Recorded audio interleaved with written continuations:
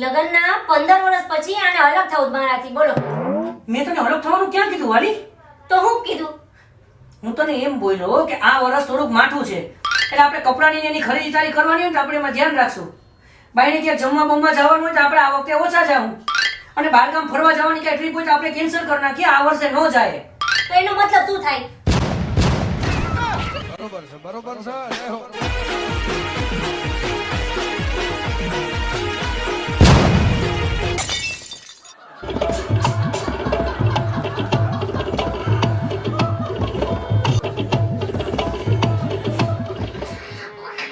શું થાય છે?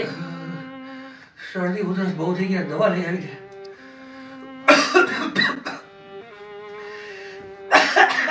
અલી આ બામ થઈ જા. ये भगवान क्या ટીવી जुल्म માં બતાવે છે ને બામ કે હારું થઈ જાય. ખાઈ જાઓ. તમને જલ્દી મટી જાય હો, ખાઈ જાઓ. આ લગાવવાનો હોય, ગાળવાનો ન હોય. ચા અહીંયાથી. ચા.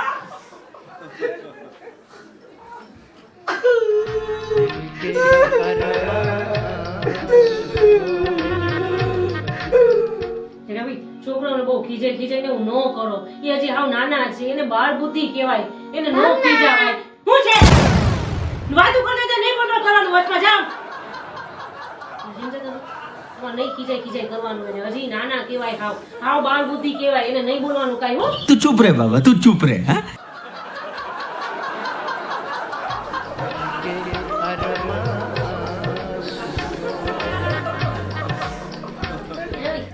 મારી બધી ફ્રેન્ડ છે ને સાંભળતાય નથી. મારી બધી ફ્રેન્ડ છે ને એ એના પતિનું નામ લખાવે છે, તો હું લખાવું? લખાવી નાખ. પણ ક્યાં લખાવું? તારા મમ્મીનો ફ્લેટ છે ને એના દસ્તાવેજમાં. तू चुप रहे बाबा, तू चुप रहे. हाँ?